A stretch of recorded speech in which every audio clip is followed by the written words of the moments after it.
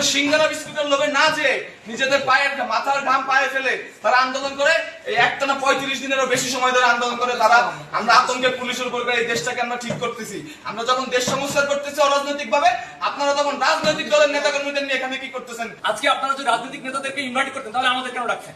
আমরা তো কোনো রাজনৈতিক নেতার মানে আন্ডারে আমরা কোনো আন্দোলন করিনি। যেহেতু আপনি পুলিশ কমিশনার সেদিনকে কোনো প্রতিবাদ করতে পারেন না সন্ত্রাসীদের বিরুদ্ধে, আমরা চাই না এই খুলনা কমিশনারের এই আপনার মতো পুলিশ কমিশনার আমরা খুলনায় চাই না।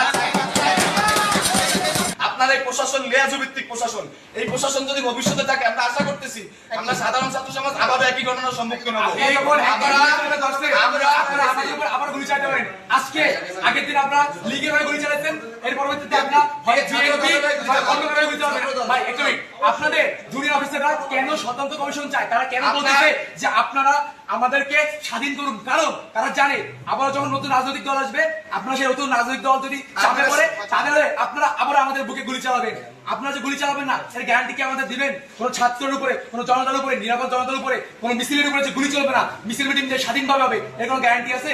একটা দল মাত্র রক্ত শুকাইতে পারেনি, তার ভিতরে আপনারা সমাবেশ শুরু করছে, আপনারা তাদের সাথে বসা শুরু করে দিচ্ছেন কেন? এগুলো কেন? আপনারা জবাব দিয়ে আমরা বলি আপনাদের এই খুলনার অনেক প্রশাসন দেখছি, সেদিনকে আওয়ামী লীগের আমাদের যখন জোর করে তুলে নিয়ে যাওয়া হয়েছে, আওয়ামী লীগের অনেক আতিপাতি নেতারা আপনাদের আশপাশ দিয়ে ঘুরছে, আপনারা কোনো প্রতিবাদ করতে পারেন নাই। যেহেতু আপনি পুলিশ কমিশনার সেদিনকে কোনো প্রতিবাদ করতে পারেন নাই সন্ত্রাসীদের বিরুদ্ধে, আমরা চাই না এই খুলনা কমিশনারের এই আপনার মতো পুলিশ কমিশনার আমরা খুলনায় চাই না। শুধু আপনি না, ওই দিনকে উপস্থিত সকল প্রশাসনিক কর্মকর্তাকে বদল করতে হবে। ওই দিনকে উপস্থিত সকল প্রশাসনিক কর্মকর্তাকে হয় বদলি করতে হবে, না হয় তাদের বহিষ্কার করতে হবে। আমরা কোনো লেয়াজু ভিত্তিক প্রশাসন চাই না। আমরা চাই ছাত্র জনতা মিলে একটা সুন্দর প্রশাসন হবে। সেই ছাত্র জনতা যে সরকারকে আনবে সুষ্ঠু উপায়ে, সেই সরকার ক্ষমতা আসবে।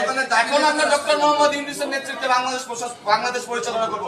এখানে কোনো রাজনৈতিক দলের জন্য আমরা কোনো সুযোগ দেই না।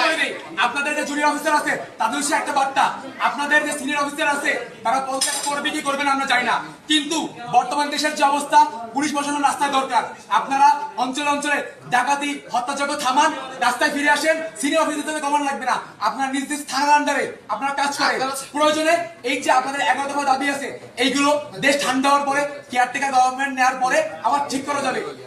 আমরা দাবি করতেছি এই ধরনের যারা লিয়াজু ভিত্তিক উপরের কমিশনার আছে বা ওসি আছে তাদেরকে আমরা সরাবো ইনশাল্লাহ। কিন্তু বর্তমানে দেশের যে অবস্থা, আপনার দেশের শৃঙ্খলা ঠান্ডা করার জন্য আপনারা রাখবেন। এসএম কামাল হোসেন টেবিলে থাবা দিয়ে আমি সেদিন সাহস করে বলছিলাম আপনার প্রধানমন্ত্রীকে এই 9 দফা দাবি মানতে হবে, জাতির কাছে ক্ষমা চাইতে হবে। সেদিন এসএম কামাল হোসেন যখন থাবা দিয়ে বললেন তখন কোথায় ছিল এই প্রশাসন? আমি কেএমপি হেডকোয়ার্টার নিজ দায়িত্বে কথা দিয়ে ঠেকালাম যে স্যার আমার ছাত্ররা কোনো ভাঙচুর করে না, এরা দুষ্কৃতকারী না, আপনার কেএমপি হেডকোয়ার্টারে কিচ্ছু হবে না। এই কথা দেওয়ার পর আমি যখন শান্তিপূর্ণ মিছিল নিয়ে ফেরত যাচ্ছিলাম তখন কেন সেখানে দায়িত্বরত এপিবিএন এবং পুলিশ আমার উপর গুলি চালালো? স্যার আমার শরীরে 11টা গুলি লেগেছে, 11টা গুলি লেগেছে স্যার, 11টা গুলি, 11টা গুলি, এখানে 11টা গুলি লেগেছে।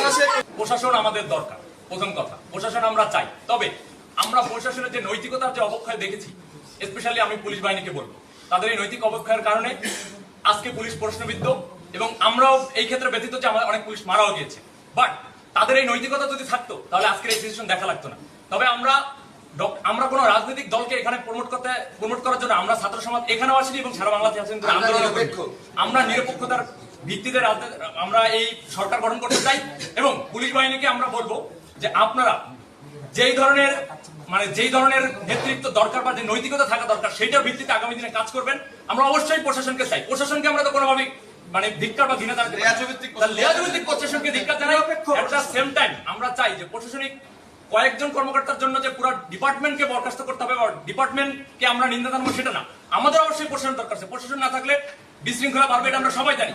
আমরা ছাত্ররা তো আর এই মাঠের দায়িত্ব নেব না, আমাদের পড়াশোনা আছে। তবে এই লিয়াজভিত্তিক প্রশাসন আমরা কখনোই চাই না, এবং এই বাংলার ছাত্র সমাজ কোনোদিন মেনে নেবে না।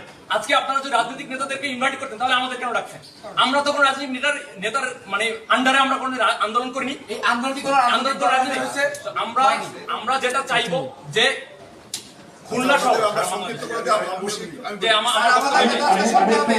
আজকে আমাদের ছাত্র প্রতিনিধিদের কাছ থেকে যতগুলো বক্তব্য এসেছে কোনো বক্তব্য না কেটে পুরোটা বক্তব্য আপনারা প্রচার করবেন। এটা বাক স্বাধীনতা, বাংলাদেশে আবার আমরা ফেরত আনছি, এই বাক স্বাধীনতা চিরকাল থাকবে। কেউ কথা বলা থেকে চুপ থাকতে পারবে না। আমরা আবার কথা বলবো, আমরা আবার অন্যায়ের বিরুদ্ধে প্রতিবাদ করবো। যদি কোনো রাজনৈতিক দল এরকম কোন এজেন্ডের নামে আমরা লক্ষ্য ছাত্রজনতা আবার নামবো। আমরা লাশের মিছিল ছাড়বো না, ছাড়বো না, ছাড়বো না। আমরা বলি আমাদের দেশে আর কোন ধরনের কোন ঘুষ, দুর্নীতি, লিয়াজু, সিন্ডিকেট